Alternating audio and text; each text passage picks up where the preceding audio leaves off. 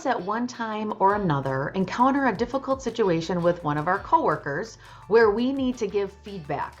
Yet in many situations, we tend to either avoid dealing directly with the situation, or if we do address it, don't handle it as well as we could. These situations are difficult, awkward, and they are definitely uncomfortable. In our Emerging Leaders series, we have a workshop called Communicate by Design that equips emerging leaders with a mindset and framework for addressing feedback situations.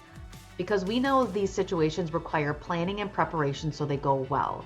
So in our workshop, we discuss your tendencies as a communicator, how to set up your coworkers for success. Yep, you heard me, your coworkers, and learn some foundational and fundamental keys to successful communication by way of a repeatable 4-step process, which is why we call this Communicate by Design. We help you design and plan for these conversations in an intentional way. Now, back to my comment on preparing our coworkers for success. When we are faced with situations like these, we tend to become self-centered in our communication and become very focused on our needs and our wants. Yet if we are focused on ourselves and our needs, how successful do you think a feedback conversation will be with the other person? Not very successful.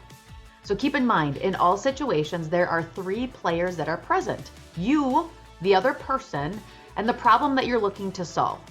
In most cases, we enter conversations with judgments and assumptions. We may start a conversation by saying, look, in this last meeting, you were disrespectful and you had a poor attitude.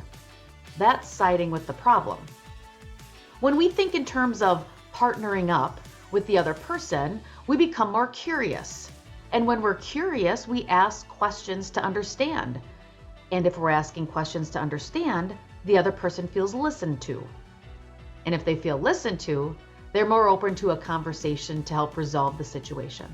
So the other person you're speaking with is successful and the conversation is successful.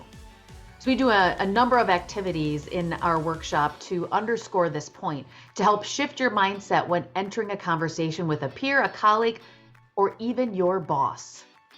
I'd love to see you in our next Emerging Leaders series so you can become more confident in your conversations. See you next time.